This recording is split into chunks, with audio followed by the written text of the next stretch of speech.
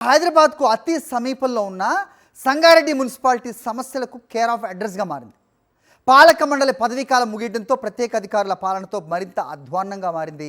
తమ సమస్యలను ఎవరికి చెప్పుకోవాలో తెలియక ఆ స్థితిలో పట్టణవాసులు కొట్టుమిట్టాడుతున్నారు. సంగారెడ్డిలో పోతిరెడ్డిపల్లి చౌరస్తా నుండి పాత బస్టాండ్ వరకు ప్రధాన రహదారి కొంత మెరుగ్గా కనబడినా కాలనీలో పరిస్థితి దారుణంగా ఉంది. రోడ్ల మీద ఎక్కడ చూసినా చెత్తగొప్పలు దర్శనమివ్వడంతో పాటు చెత్తా చెదారంతో నిండిన డ్రైనేజీలు దర్గంధాన్ని వెదజల్లుతున్నాయి. పగలు పందులు, రాత్రి దోమల బెడతో సంగారెడ్డి వాసులు తీవ్ర ఇబ్బందులు పడుతున్నారు. సంగారెడ్డిలో కోట్లాది రూపాయలు ఖర్చు చేసి ఏర్పాటు చేసిన రాజీవ్ పార్క్ పూర్తిగా పిచ్చి మొక్కలతో నిండిపోయి చిట్టడవిగా మారింది. కొన్ని కాలనీల్లో రాత్రిపూట వీధి దీపాలు వెలగకపోవడం వంటి సమస్యలు ఉన్నా ఎవరూ పట్టించుకోవడం లేదని వాపోతున్నారు కాలనీ వాసులు. రోజురోజుకు కాలనీల విస్తీర్ణం పెరుగుతున్నా అందుకు తగ్గట్టుగా వసతుల కల్పన జరగడం లేదన్న విమర్శలు వస్తున్నాయి. జిల్లా కేంద్రమైన సంగారెడ్డి మున్సిపల్ పరిధిలో 38 వార్డులు ఉన్నాయి. అందులో ప్రధానంగా 20 కాలనీలు సమస్యలతో కొట్టిమిట్టాడుతున్నాయి.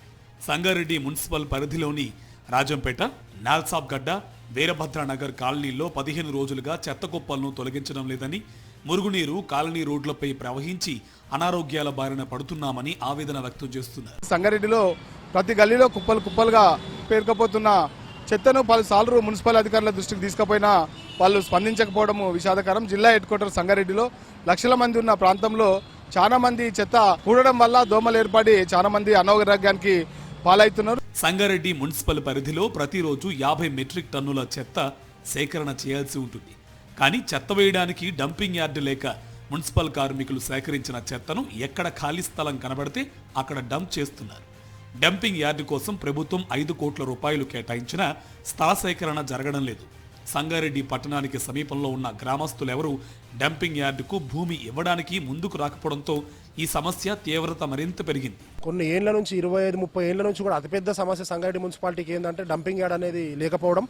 చాలాసార్లు కూడా కలెక్టర్లు కావచ్చు, అధికార యంత్రాంగం కావచ్చు ప్రయత్నం చేసిరు. తీసుకుపోయి ఎక్కడన్నా కొత్తగా డంపింగ్ యార్డ్ స్టార్ట్ చేసి అక్కడ చెత్తను సెగ్రిగేట్ చేసి మరి ప్రాసెస్ చేసి చేయడం కోసం ప్రయత్నం చేసిరు. కానీ ఎక్కడ కూడా ఏ విలేజ్ వాళ్ళు కూడా సహకరించకపోవడం సంగారెడ్డికి అతిపెద్ద సమస్యగా మారింది. ఇది సంగారెడ్డి పట్టణంలోని మహబూబ్ సాగర్ సమీపంలో చెత్తను డంపింగ్ చేయడం వల్ల అందులో మురుగునీరు చేరి తీవ్రమైన దుర్గంధం వెదజల్లుతోంది. చెత్త సేకరణకు 10 ట్రాక్టర్లతో పాటు 4 భారీ వాహనాలు వాడుతున్నా ఫలితం లేకుండా పోయింది. సేకరించిన చెత్త ఎక్కడ వేయాలో తెలియని పరిస్థితి ఉందంటున్నారు మున్సిపల్ కార్మికులు. దీనికి తోడు చెత్త సేకరణకు అవసరమైన భద్రతా చర్యలు ఏవీ తీసుకోవడం లేదని చెప్తున్నారు. పొద్దున 5 గంటలకాలు ఉంటాం సార్, 12 గంటల దాకా అనుకో. బ్లౌజులు ఉండే షూ ఉంది, ఇవో పొక్కలు పడితే ఇట్లా మనం ఉచ్చుకున్న వాళ్ళు గ్యారంటీ లేదు. ఒకరోజు జ్వరం వచ్చి పండుకున్నా లువియరు కమిషనర్ సార్ ఏమంటాడు. సంగారెడ్డి పట్టణంలో 40,000కు పైగా నివాస గృహాలు ఉన్నాయి. వీటితో పాటు వర్తక వాణిజ్య సంస్థల నుండి సైతం భారీగా చెత్త సేకరించాల్సి ఉంటుంది. మున్సిపల్ పరిధిలో సుమారుగా 250 మంది మున్సిపల్ పారిశుద్ధ్య కార్మికులు పనిచేస్తున్నారు.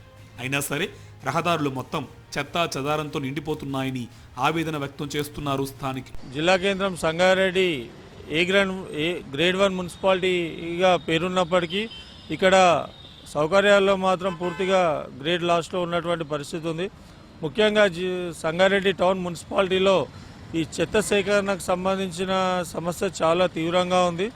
ఇప్పటికైనా ప్రభుత్వం స్పందించి సంగారెడ్డికి డంపింగ్ యార్డ్ సమస్యను పరిష్కరించాలని కోరుతున్నారు. పారిశుద్ధ్య సమస్యను పరిష్కరిస్తేనే పట్టణంలో ప్రధాన సమస్య తొలగిపోయినట్టు అవుతుందని అంటున్నారు.